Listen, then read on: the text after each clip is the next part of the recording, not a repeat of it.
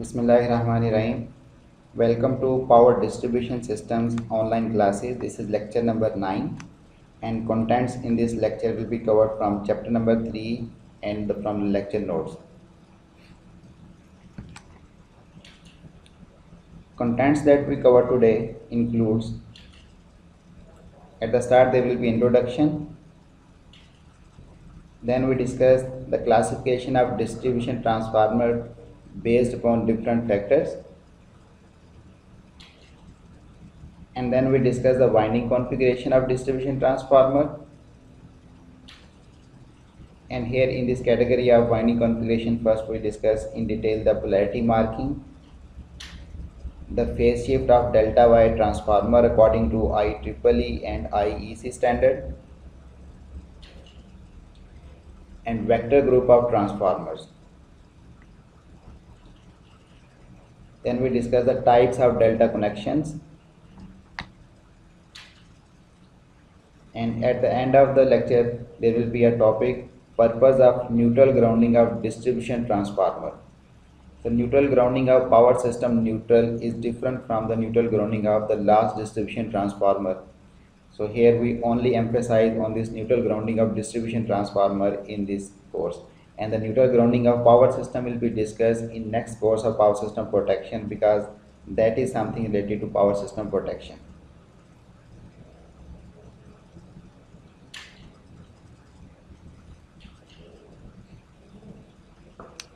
As I have already defined what is meant by the distribution transformer in previous lectures, that is the last transformer in power system network which steps down distribution voltage level, which ranges from 2.4 to 34.5 kilovolt, to the utilization voltage level that ranges from 120 to 600 volt.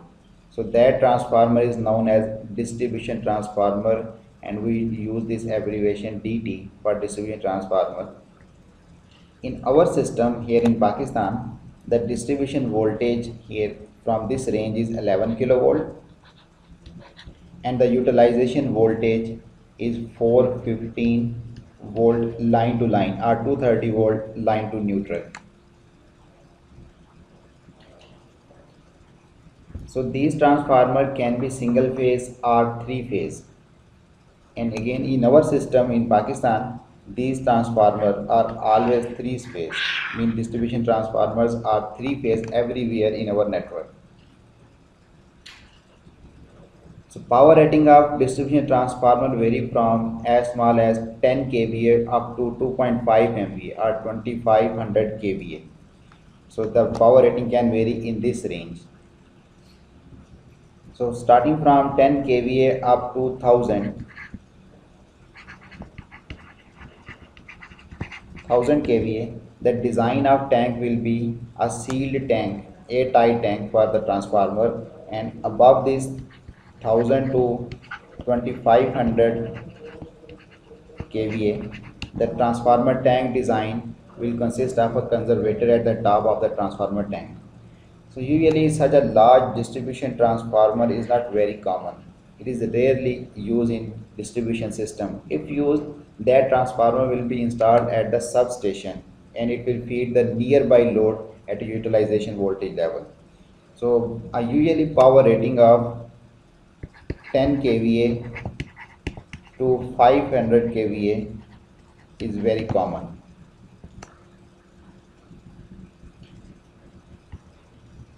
So distribution transformers usually have low load factor. Low load factor means the difference between average loading on the distribution transformer and the peak loading is large. So that's why ratio of average load to the peak load is a small factor, a small value. So in other words, we can describe it as, for the majority of the time, distribution transformer will be loaded at very low power rating. And distribution transformers are equipped with off-load tap changer. These tap changers are the taps available on high voltage side of the transformer to regulate the voltages. So this tap changing can be done in off-load condition in distribution transformer. But in all power transformer present in substations, this tap changing is done in while the transformer is live carrying the load. So that is known as on load tap changer or under load tap changer. On load tap changer OLTC or under load tap changer. Both terms stand for the same type of tap changer, but in distribution transformer these tap changers are off load tap changers. So these tap changers are used to regulate the volt seasonally. For example, in case of summer season, when the consumption of electricity will become much higher due to use of air conditioner and refrigerating load, so voltage may become less than the nominal value at different point of distribution system. So in order to regulate the voltage or bring the voltage back, some high tap is used. So taps of the distribution transformer will be moved to the higher value by first isolating the transformer and then by changing a tap. And in case of winter season, when system is lightly loaded, we may have the voltage above the rated value in different points of distribution system. So in that condition, it is required to move the tap below the nominal value in order to regulate the voltage. So again, transformer will be de-energized and manually that tap changer will be moved to the lower tap to regulate the voltages. So that is mean by off-load tap changer, and it is done seasonally in distribution transformer, and sometimes it is kept to a fixed value depending upon the location of this distribution transformer in distribution system. If it is close to the grid station, so this tap will be at a value less than the nominal value. And if this distribution transformer is situated far from the distribution substation, then we may have used our tap above the nominal tap. Now here are the WAPDA approved transformer ratings. According to the standard, the voltage transformation ratio will be this: 11 kilovolt on distribution voltage level side, high side, and 0.415 kilovolt or 415 volt on the utilization voltage level. Temperature rise up to 40 to 50 degrees centigrade. So this is a vector group. Shortly in this lecture we are going to discuss this vector group in detail. So tank type can be a pole or pad mounted tank. Okay, this is hermetically sealed, means airtight tank. When the size of transformer will go beyond 1000 kVA up to 2500 kVA, the type of tank can have a conservator at the top. So I have mentioned that this type of tank transformer with such a large capacity are installed in substations and supply power to the nearby loads. So here ratings are given. These are the ratings of distribution transformer available in our system. So that is 10, 15, 25, 50 kVA, 100, 200, 400 and 630 kVA. So transformer rated at such a large high power normally is pad mounted, mean installed on the ground or underground. So these are the fixed losses of those transformers specified by the standard, and these are the copper losses. So these losses have been calculated at the rated capacity of the transformer. So by using these fixed and the maximum copper losses, we can calculate the efficiency of these transformers as well, because here we have the rating, fixed losses, maximum variable losses. In this way we can calculate efficiency at maximum loading condition of the transformer. So efficiency of transformer will become higher and higher as its capacity will increase. So here is the increase in efficiency of the transformers. And these are the transformer rating approved for K Electric system. Karachi Electric Supply Company, its previous name was KESC, now it is known as K Electric. So these are the transformer approved by that system. Its rating and the different losses parameter are very close to that approved by the WAPDA, but there is a difference between them. So here is the first difference of voltage level. Secondary voltage level is up to 420 volt. Now we quickly go through the type of distribution transformers, and this categorization of distribution transformer is done based on different parameters. So starting from first, the mounting of the transformer, how it is installed. So first type is pole mounted distribution transformers. So transformers rated up to 500 kVA. These distribution transformers are either directly attached to a pole or it will be placed on a platform between two poles if the rating of the transformer is higher. So here is the diagram. For example, a 10 kVA transformer that look like something this, that could be directly connected to the pole of the distribution system. And if the rating will become higher, a platform can be prepared on which transformer can be placed to a single pole. But if transformer rating is near 200 or 400 kVA, then a platform is prepared between two poles in order to place the distribution transformer. So these are known as pole mounted distribution transformers. Second is pad mounted. So these type of transformers are normally used in underground distribution system where we use underground cables instead of overhead distribution feeders. So here is the diagram of the pad mounted transformer. So this pad mounted transformer consists of three different apartments. Here we can see in this diagram we have three separate apartments. Similarly, there are three sections here in this diagram. Each consists of first one for low voltage equipment that may have the isolator for low voltage or the fuses for low voltage. Then middle one will be for the transformer and other will be for high voltage side. So cables from underground trenches will come out from the ground into this first cabin of high voltage side, and then the cables will move back into the ground trenches to supply power to the nearby load from the low side chamber or cabin. So in this way, this is a pad mounted assembly of transformer that consists of three different sections. And the third type of transformer is underground vault or subway network transformers. So distribution transformer can be installed in a ventilated underground or above ground vaults away from public access. So here is a diagram for those underground transformers or the underground vault transformers. So transformer has been installed here in this isolated construction that is dedicated for the installation of the transformer.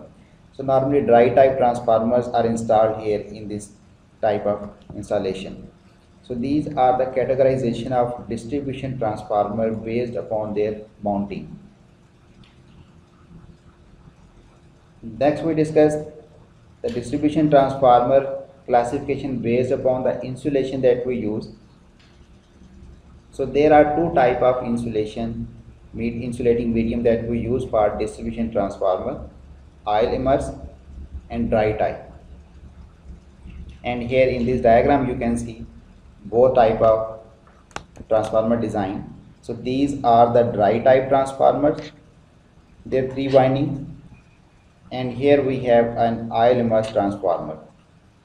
So definitely these windings, dry type winding, will also be placed in a tank that will be a flattened surface tank, and tank normally of this shape which has either fins, these are the fins on the surface of the transformer tank, or we may have the tubes on the tank. So these type of tanks are used for oil filled transformer. So in case of oil immersed transformer, the oil serves two purposes. It is an insulating medium and it is a cooling medium. So oil will help to take the heat energy from the winding and radiate into the ambient. So due to this reason, the surface of such tanks will have either fins or tubes to just increase the surface area of the contact of ambient air and the internal oil, so that the radiation of heat will become much easier in case of this type of transformer. So normally low rating distribution transformer may have this dry type design, or in those areas where ambient temperature is not very high, dry type transformers can be used. But here in our system, where the ambient temperature in summer will become very high, we normally use this type of design, that is oil immersed design of distribution transformer. Everywhere you will see only this type of distribution transformers.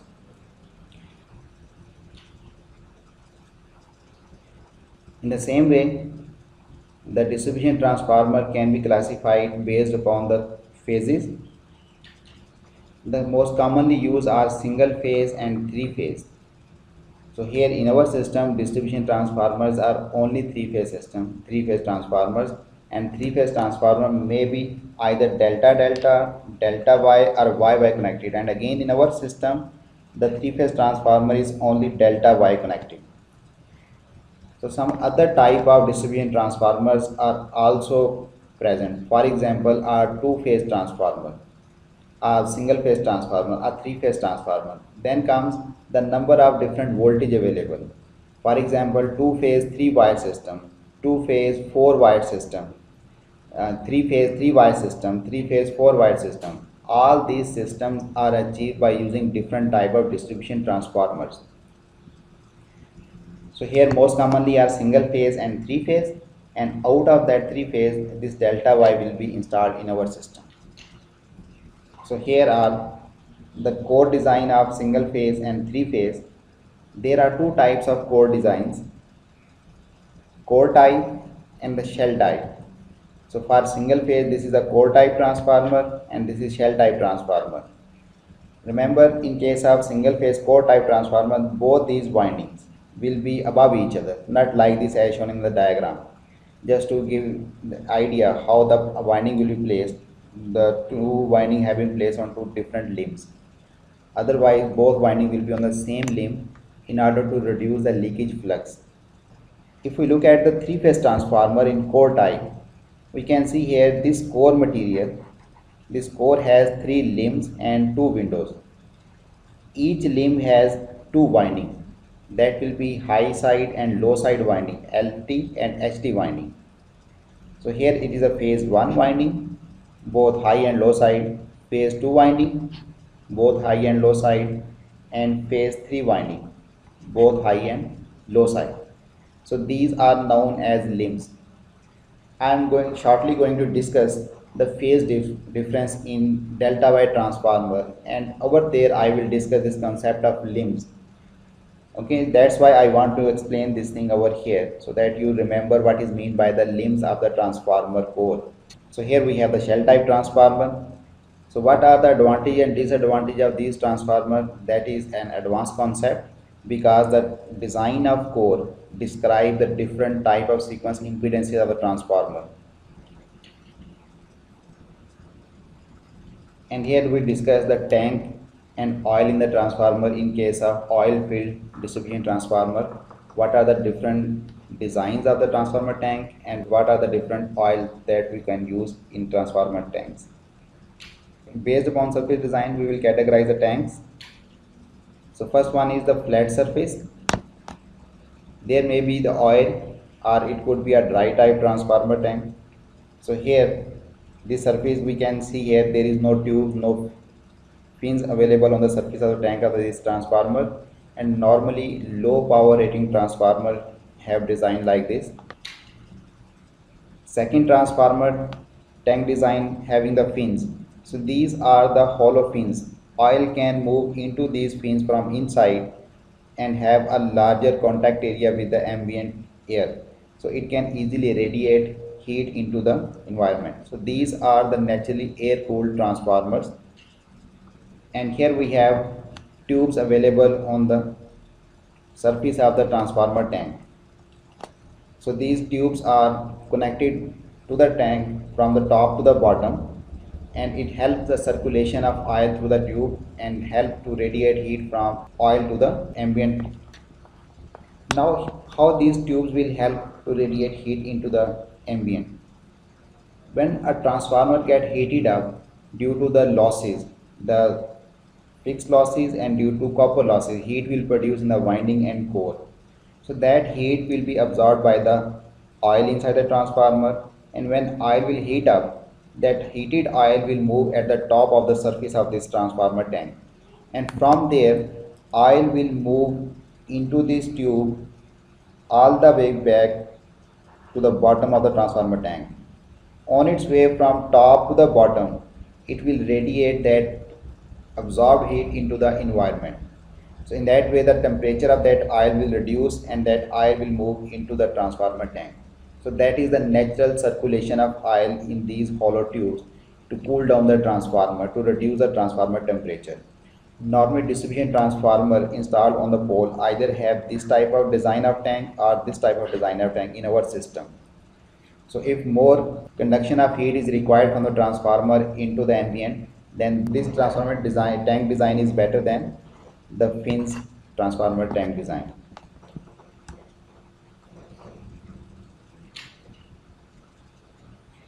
Now what type of different oils that we use in transformer tank? We can categorize those oils into different categories: synthetic oils and mineral oils. So these are the two different transformer oils. Further, these mineral oils can be naphthalene or paraffin.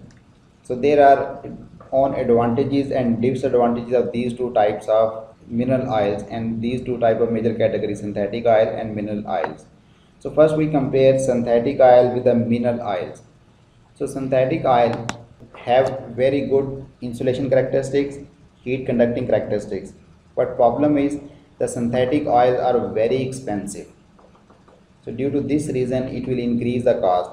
And second thing, the synthetic oils are not biodegradable. So due to this reason, many decades back, the synthetic use of synthetic oil in transformer has been banned in many countries. The other alternative of synthetic oil was mineral oils. So mineral oil is actually the byproduct of petroleum products that we extract from the ground. So now here, mineral oil can be of two types, naphthalene and paraffin. So their relative advantages and disadvantages when compared with each other. Here for naphthalene, that is a disadvantage, it can get easily oxidized. So when oil get oxidized, its dielectric strength reduces and it may produce the solid particle that may get suspended in the oil. Disadvantage, there will be no waxing. Here this is again a disadvantage. It is poor conductor of heat. Although its insulating characteristics are good, but it is poor conductor of heat. And that is again an advantage. There is no sludging. Sludging is a process in which oil will become more viscous with the passage of time or with the change in temperature. So production of that more viscous oil is now, this process is known as sludging. So that is based, that depends upon the time and the temperature. So this oil will automatically get sludged. So waxing and sludging, it has a problem with natural oil circulation cooling mechanism, because wax and sludge both can block those transformer tank tubes and may restrict, or you can say may completely block the circulation of oil within the transformer tank tubes. So that definitely result in increase in temperature of the transformer. On the other hand, these paraffins, it has advantage that there will be less oxidation, but it will produce wax and sludges. Although there is no oxidation problem or very less oxidation problem, its dielectric strength will remain very high. But problem is, due to this production of wax and sludges, the circulation of oil may get retarded or even blocked.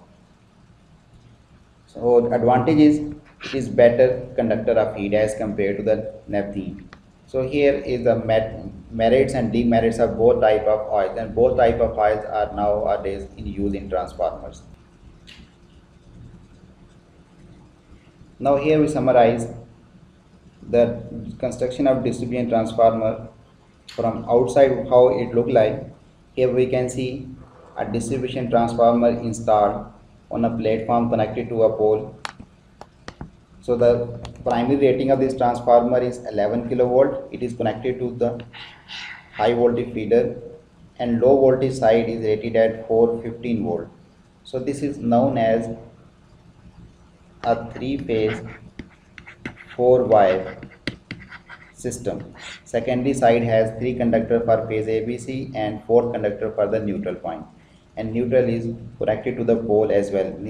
In other words, we can say neutral is grounded in case of distribution transformers. We'll discuss this neutral grounding and purpose of neutral grounding at the end of the lecture. Here are the different parts of the distribution transformer. High voltage side rated at 11 kilovolt. Low voltage side is rated at 415 volt. So if we look at the top here, these are the bushings. If we have a closer look of that bushing, that is an insulator used to insulate this conducting part where the high side conductor or low side conductor is connected from the tank. To provide this insulation, we use this porcelain bushing, an insulator that is hollow from the inside, from the center, carry the conductor through there, and here its outer side is connected to the tank. In this way, this bushing provides insulation between live conductor and the tank of the transformer.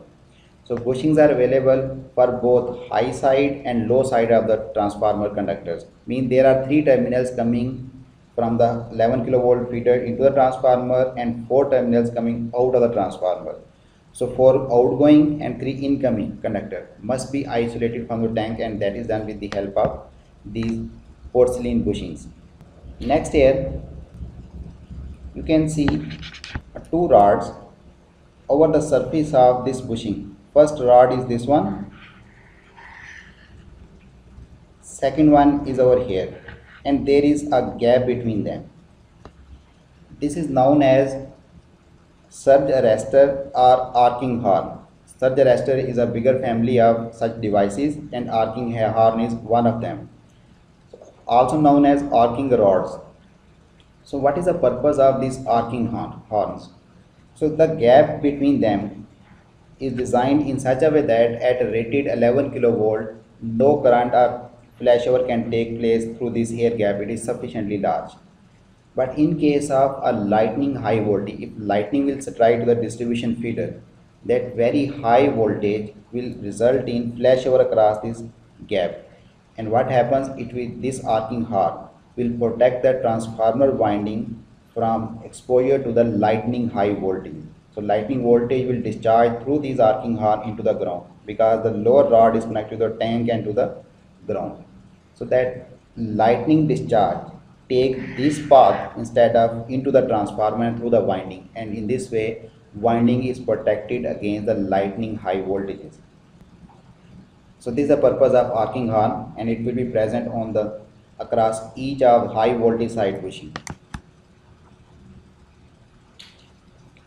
So this is the top plate of the transformer tank, and if we look closely that top plate, it will have bushing for the low voltages. Here we can see these are the bushing for low voltages, a smaller size bushing. There are four of them, and there are bushing for high voltages. Here we can see the bushing for high voltages, three of them.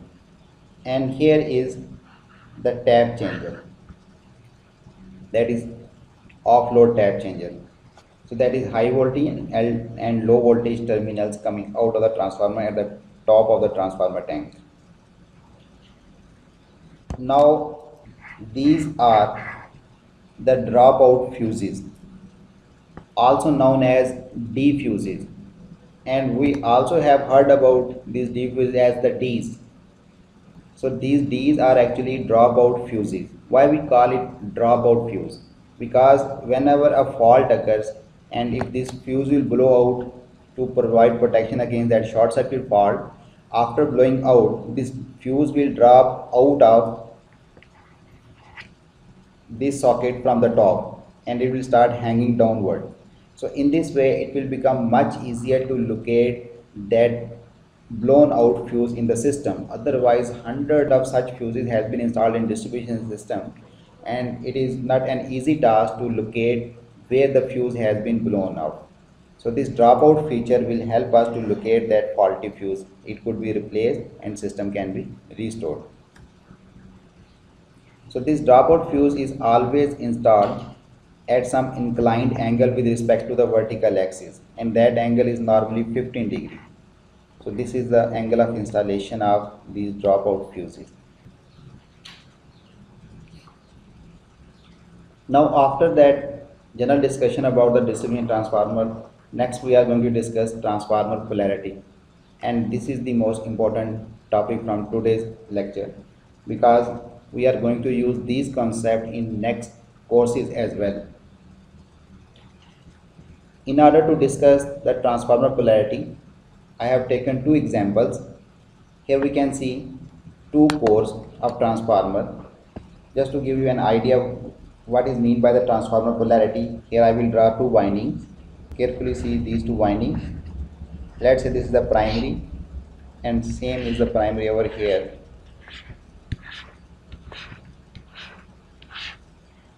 And here the secondary winding.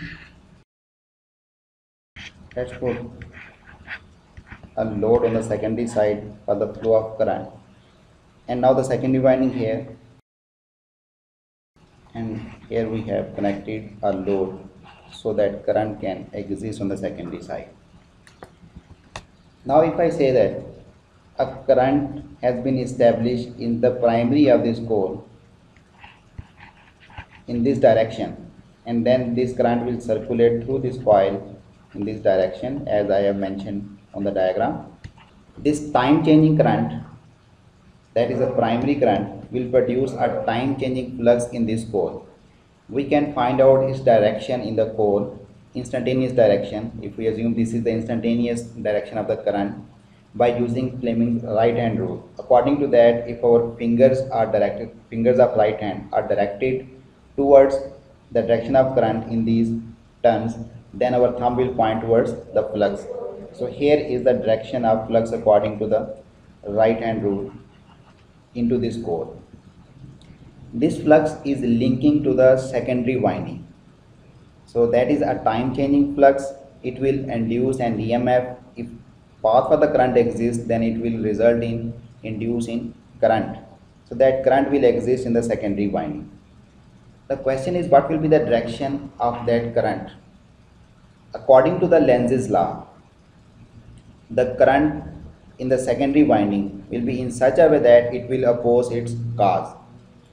So it means if the primary has established a flux in the core in this direction, so current in the secondary should be in such a way that it must oppose this cause.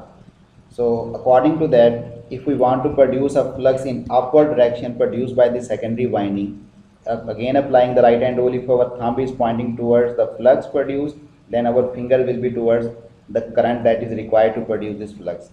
So here is the direction of current in the secondary winding. Now this current will come out of the winding and take this path through the load and go back to the winding. Now if we apply the same rule here on the second case, here we can see according to this Lenz's law, if the flux produced by the primary has this direction, as we have determined this direction in previous case as well, no need to apply right hand rule again, the current in the secondary winding must be in such a way that it must oppose this flux. So it means the current according to the Lenz's law should be in this direction through the turns, and if I trace back this current from the load, so that is the direction of current. Current is flowing into the winding here, it will be out of the winding because current is here in this direction.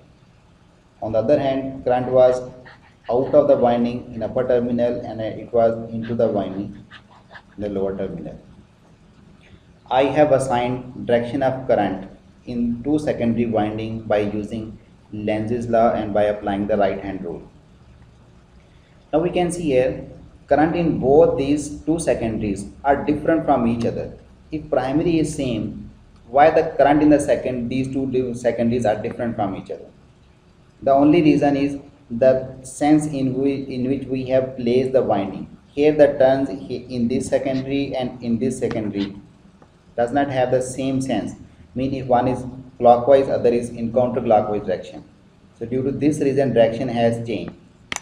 Now we can trace the current. What will be the direction of current in the secondary winding by looking at the sense of the winding, and we can say this is the direction of current. Another important thing, this primary current and current here in the secondary circuit, this primary current here and current in the secondary circuit, these are exactly in phase with each other. Means as the primary current increases, here this one, it increases. So current that is flowing out of the winding in this direction will also increase. As this current will become zero, same is the case over here. As this current will decrease, same is the case with IS. So these two currents are exactly same. Okay. Same is true for the second case for this code. Now, in order to find out what will be the direction of current in the secondary winding if the primary current direction is given to us, we will have to trace the current by looking at the sense of winding. But in practical winding, the both windings and core is placed in a tank, and ice there will be insulation over the winding, and windings are not visible from outside. How can we trace that current? What will be the direction of current? Because this direction of current is very important when we want to connect the transformers with each other in parallel, or if we want to connect the transformer together to make a delta or Y. So that direction and polarity is very important. So now question is, once the windings are not visible to us, how can we identify the direction of current in secondary winding for a given direction of current in the primary winding? That could be either done with the help of testing. We will have to perform the test on the transformer. For example, if we connect the oscilloscope on both sides of this transformer and energize one side, and we can see the waveforms of those two currents, and in that way we can find out their proper direction. But an easier way is by assigning the polarity. So what the manufacturer will do, manufacturer will assign a polarity to the primary and secondary winding that will describe their relative direction of current with each other. So that transformer windings and core will be placed in a casing, only terminals will be accessible, and there are many ways to assign that polarity. So one method is by placing a dot. So manufacturer will put a dot on the primary side like this here, and over here on the secondary side. And what is mean by this dot? This dot describes the polarity in such a way that if current is entering into a dotted end of the winding on primary side, this current will be exactly in phase with the current which is leaving from the winding through this dotted end. This is how this dot polarity will describe the polarity of transformer. Okay. Similarly, if current is leaving the winding from dotted end on the primary side, that current will be exactly in phase with the current which is entering into the dotted end on the secondary side. So this is how polarity marking is described. Similarly, in order to establish a current as given direction, the applied voltage on the primary side should be in this polarity, V primary. Mean dotted end will be at higher potential with respect to the non-dotted end. And in order to have a current in that secondary circuit in this given direction, secondary will get an induced voltage in this polarity as well. That is secondary voltage. Higher potential over here as compared to this one. So it means dotted end will be at higher potential with respect to the non-dotted end. So we can describe this polarity marking in terms of voltages as well. It means this applied voltage Vp will be exactly in phase with this secondary induced voltage Vs according to this polarity marking. If voltage has been measured with respect to non-dotted end, voltage of dotted end with respect to non-dotted end, that voltage on the primary side will be exactly in phase with the voltage on the secondary side when measured with respect to non-dotted end of dotted end. So this is what is meant by the polarity. Now by using same concept, if I ask you to assign the polarity marking to this second transformer, how you will assign the polarity marking, this dot convention. So if I say this is the dotted end of the primary side, so where will be the dotted end on the secondary side? According to a definition of this polarity marking, the dot on the secondary side should be in such a way that if current is entering into the dotted end of the primary, current must leave the winding from the dotted end on the secondary side. So if we look at the secondary winding, this is the end. where current is leaving the winding. So dot will be over here. So now these two currents will be exactly in phase with each other, this IP and IS. Current which is leaving the dotted end over here and current which is entering into the dotted end. Now if I apply the voltage across the primary in this polarity, Vp, this will induce an in phase replica on the secondary side in this polarity. This time Vs will be in this polarity plus minus. Okay, these two voltage will be exactly in phase with each other. Now if I hide that winding configuration and show you just two terminals for HT, our primary side, two terminals for LT, our low voltage side. This is the transformer here. And if I say polarity marking is like this, what is mean by this polarity marking for this particular transformer? It means if we add a current, enter a current from this dotted end into a transformer, this current IP will produce or induce a current on the secondary side that will be exactly in phase with this current which is coming out of the winding from the dotted end. Okay, so these two currents are exactly in phase. So that is meant by the polarity marking.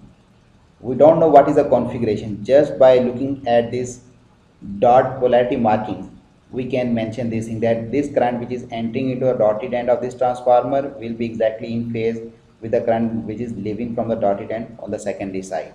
So this is known as polarity marking. Other way to mention this polarity will be by using letter H and X. H and X. H will be for high voltage side, X will be for low voltage side. So these two terminal will become, if we say it is high voltage side, H1 and H2. These two terminals will become X1 and X2. Similarly, H1, H2, and here X1 will be this lower terminal, X1 and X2. And for this above example, this is H1 high side, H2, X1 and X2. That is another way to describe the polarity marking of the transformer. So it means H1 and X1 and H2 and X2. These are the two corresponding points on two different windings of the transformer. Similarly, U and V can be used. So that will become U1, U2, V1, V2. So this use of U and V is regardless of the high and low voltage side. So primary will use U and secondary will use V letter to mention the polarity. So after this discussion of the polarity marking, let's apply these results for further discussion. Now we have a three-phase transformer connection. We are going to connect the transformer in three-phase. Three-phase transformer may have either connected in delta configuration or in Y configuration. That is core of a three-phase transformer, core type three-phase transformer. So here primary and secondary both will be placed across the same limb of the transformer core. So first we place a low voltage winding, and over that low voltage winding we put the high voltage winding. In this way the flux leakage will be reduced. Here is the low voltage, let's say, and then the other will be the high voltage. Both will be overlapping. Just to show you the two windings, I have placed them side by side. So here is the second low voltage, the second phase high voltage, third phase low voltage, third phase high voltage winding. As we have seen the polarity markings in the single phase transformer, similarly polarity marking will be assigned to a three phase transformer for each phase. So for this transformer, if we say this is a dotted end for low voltage side, this will be for high side, low voltage side dotted end, high side, low voltage side dotted end, high side. It means if current is entering here into this dotted end on the primary side or low voltage side, it will produce an in phase replica here that will be flowing out of the dotted end of the winding. Same is true for the second and third phase. Okay. Now this is a three-phase winding. When we are going to draw this winding on paper, will have to use the schematic diagram. So schematic diagram, there are three ways to draw that schematic diagram. So these three winding or these three transformer phases can be shown with the help of a three single phase transformer like this. The first phase, second phase, third phase, and here is the polarity marking for each phase. So now these two windings, high and low side, is assumed to be along the same limb of the transformer core. So it means the current these two windings will carry will be in phase according to this polarity marking, and the voltage that will induce across these phases will be in phase with each other according to this polarity marking. So these two windings are across the same limb. Similarly, these two windings across the same limb, and these two windings are across the same limb of the transformer core, and they produce currents and voltages. The applied current and voltages and induced current and voltage will be in phase. So this winding is producing and inducing current here, voltage here. This winding is producing and inducing current over here.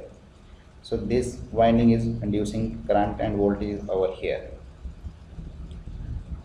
Clear? So this is a very simple way to describe the three transformer windings. The phase 1, 2, 3, phase A, B, C are phase red, yellow, blue. There are many ways to describe these three phases. There is another way. We can describe these windings by drawing them in parallel. Let's say this is the primary side three windings. Their corresponding secondary windings are here. So according to the polarity markings, here are the dotted ends of the windings. These are the ways to draw the schematic diagram on paper. Previous section previous way we have seen, this is the second way. The windings across the same limb of the transformer have been shown in parallel like this. So here is a phase A, B and C. So this is, let's say, LV side, so this will become HV, high voltage side. Okay, if this is high voltage, this will become low voltage side. Now here these two windings across the same limb of the transformer core like this. So it means current here which is flowing into the winding at the dotted end will produce an in phase replica on the secondary side which is flowing out of the dotted end, and same is true for phase B and C. This is a second way to draw the winding and to describe the connection configuration of three-phase transformer winding. There is a third method as well, where we put the winding in a shape of Y or delta as we want to draw. Let's say transformer windings are connected in Y. So this is a third way to describe the winding. Three of them belongs to high side, three of them belongs to low voltage side. So now the windings drawn in parallel in these two sides are windings across the same limb of the transformer core. So it means this winding here and this winding here are in parallel, shown here in this diagram. So that's why we will assume that these two are across the same limb of the transformer core. What is meant by the same limb of the transformer? Like this. Okay, so here is the dot polarity of these two windings. If current is entering into the dotted end on this side of the transformer, so that will produce an in phase replica which is flowing out of the dotted end on the other side of the transformer. Similarly, this winding is in parallel with this one, so it means these two are across the same limb of the transformer core. So dotted end, if we mark the dot over here, So it will produce a replica on the secondary side. Similarly for the third winding, if current is entering over here, it will produce a current which is leaving from the dotted end on the secondary side. This is second method. Because you will be asked in exam to draw the schematic diagram of different type of transformer winding connections. So that's why I want to explain this thing. This is very important, how to show your diagram. If you are using this method, then it is understood that the windings shown in parallel are across the same limb of the transformer core. Let's say we want to show the transformer winding in delta Y connection, delta Y configuration. This is why then the delta will, according to this, delta will be like this. Now here the polarity marking for 3 winding will be like this. The winding I have shown over here is in parallel with this one. So it means these two windings are across the same limb of the transformer core. Okay, winding I have shown over here is in parallel with this one in the diagram. So it means these two windings across the same limb of the transformer core. And similarly, the winding that I have shown, this winding in the delta side, is in parallel with this one. So these are the across the same limb of the transformer core. So now if I close this delta, that will become a delta. So this is how you will develop the delta if your Y side winding has been placed in this manner. So by just placing the winding in parallel, we can understand which winding is parallel with the winding on the other side. So now a current here, I just let me mention this current one by one so that there is no confusion for you people.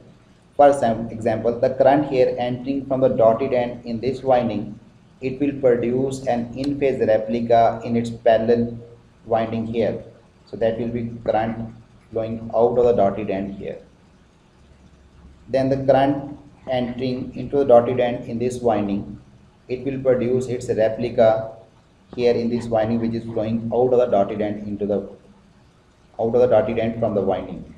Now this current which is entering into a dotted end here will produce an in-phase replica which can be shown on the other side with this arrow, where we can see current is flowing out of the dotted end. So this is very, very important. These currents are exactly in phase with each other with this marked polarity and shown direction. Because in next few slides we are going to discuss the detail of the connection of three-phase transformer, and then we discuss the concept of a phase shift in delta Y transformer. So this understanding of winding is very important. So as the time for today's lecture is up, so we'll discuss the same topic from this slide onward in next lecture.